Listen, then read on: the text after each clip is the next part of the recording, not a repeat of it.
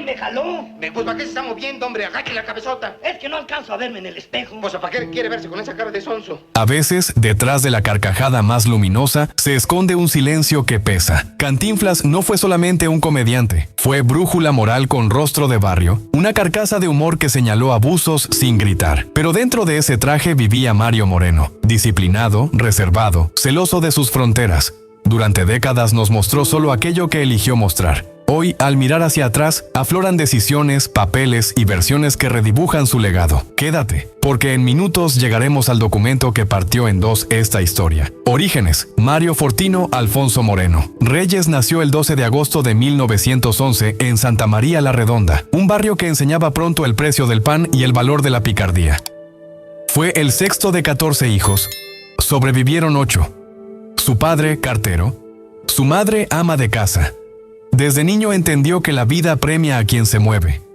Probó oficios como guantes, boxeador amateur, limpiabotas, carpero, torerillo, ayudante de peluquería. Hasta se enlistó al ejército mintiendo la edad. Las calles fueron su tablero y la carpa su laboratorio. Allí aprendió a escuchar la respiración del público y a marear con palabras para aterrizar en una verdad. El nacimiento de un personaje. En los 30, bajo lonas ambulantes, germinó un tipo que cambiaría su destino. Cantinflas. Apareció en 1936 en No te engañes corazón, pero el estallido llegó con Ahí está el detalle. 1940.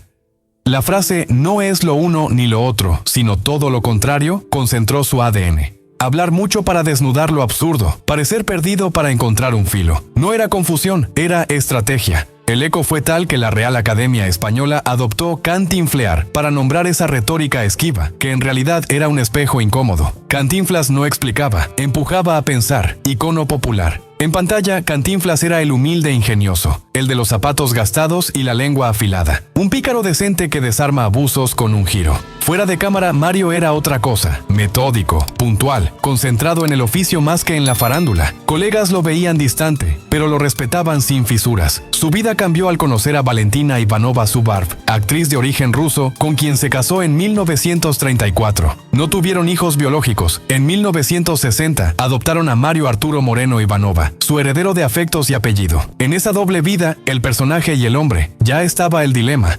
¿Cómo preservar el misterio sin traicionar al público? Consagración y expansión. Los 40 y 50 lo coronaron con títulos celebrados. Ni sangre ni arena. El gendarme desconocido. El bolero de Raquel. Con La vuelta al mundo en 80 días, 1956, cruzó fronteras y ganó un Globo de Oro. Para entonces ya no era solo actor. Era empresa, negociador, productor, inversionista. Apostó por bienes raíces, por ganadería, por compañías. También asumió liderazgo gremial, con un pie en el set y otro en pasillos de poder. Allí nació la ambivalencia. Para unos, la sonrisa del pueblo. Para otros, un talento demasiado cerca del sistema.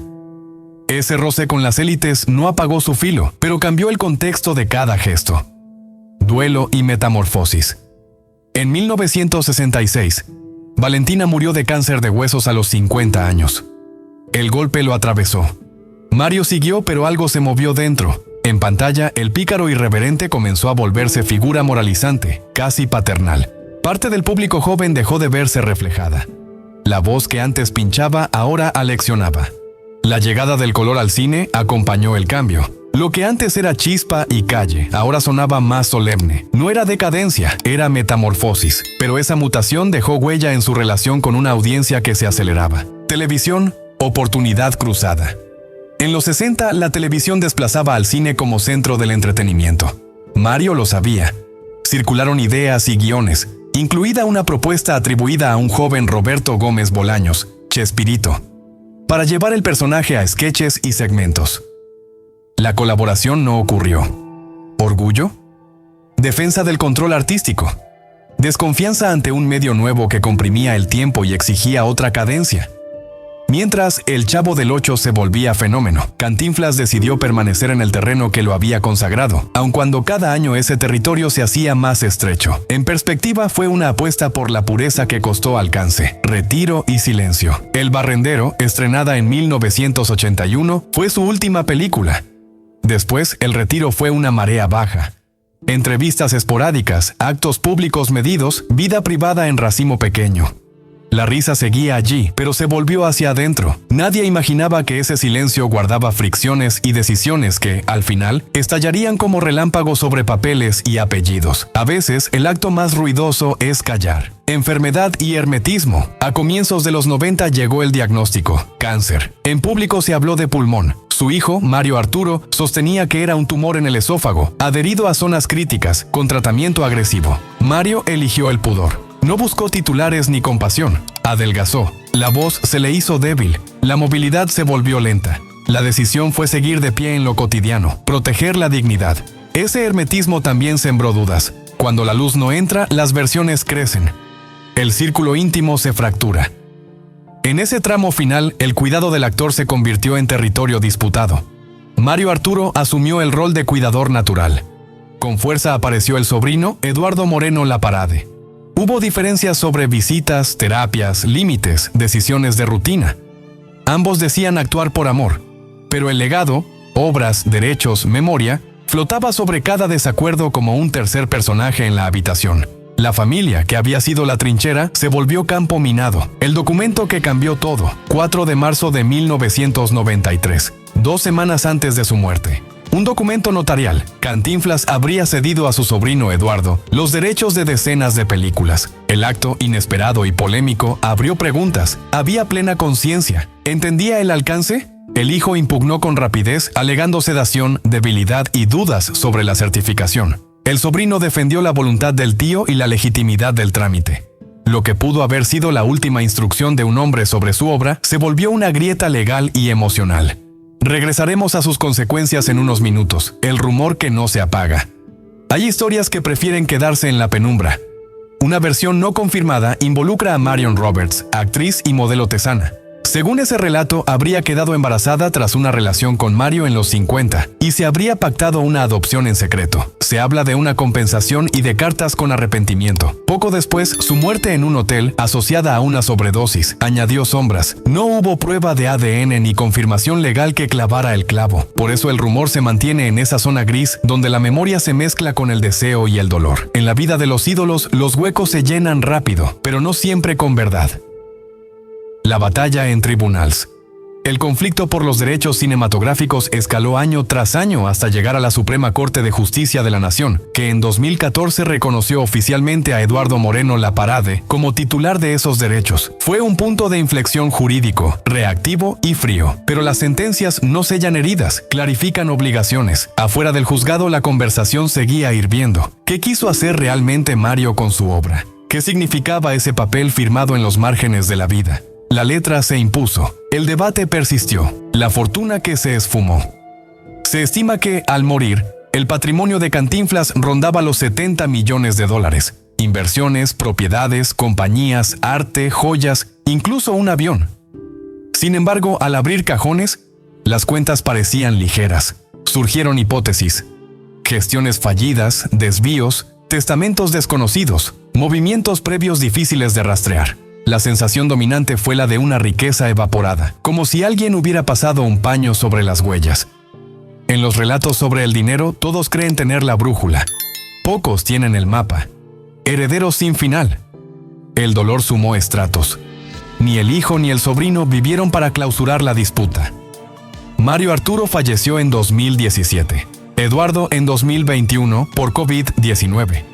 El pleito se fragmentó en nuevas voces, nietos, parejas, memorias que no encajan como piezas de un mismo rompecabezas.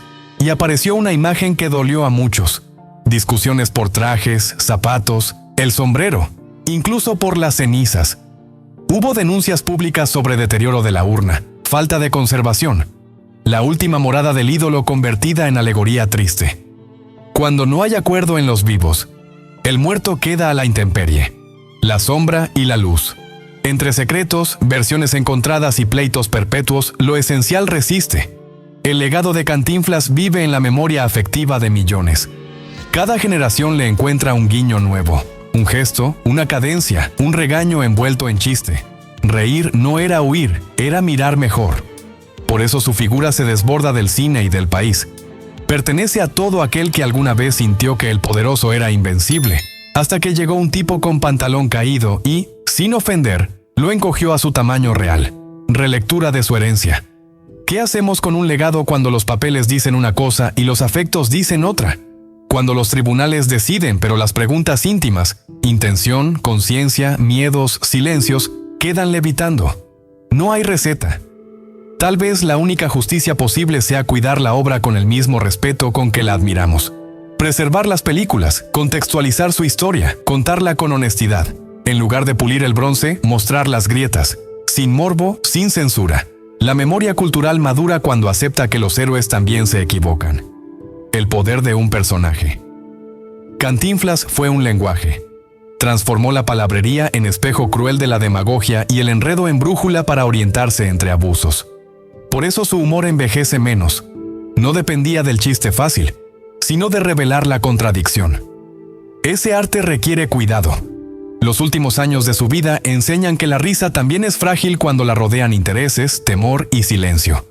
Cuidar su legado no es solo tarea de herederos o administradores, es un trabajo cultural de todos los que vuelven a sus películas y encuentran entre líneas una ética. Cerramos volviendo al principio y a la pregunta que sostiene este relato. ¿Quién era Mario detrás de Cantinflas? ¿Qué decisiones tomó a solas? ¿Qué secretos prefirió llevarse? Puede que nunca lo sepamos todo, pero lo que sí sabemos basta para mantener viva su presencia. Un artista que, con economía de gestos y abundancia de palabras, nos enseñó a ver mejor. Ahora te toca a ti. ¿Qué parte te resulta más reveladora? ¿La metamorfosis del personaje? ¿El documento notarial? ¿El rumor de paternidad o la fortuna perdida? ¿Y por qué? Te leemos en los comentarios. Si disfrutas estas miradas donde los ídolos se vuelven humanos, suscríbete, comparte y activa las notificaciones. La memoria cultural la construimos juntos, una historia a la vez. Y si llegaste hasta aquí, cuéntanos con una palabra qué te dejó Cantinflas hoy.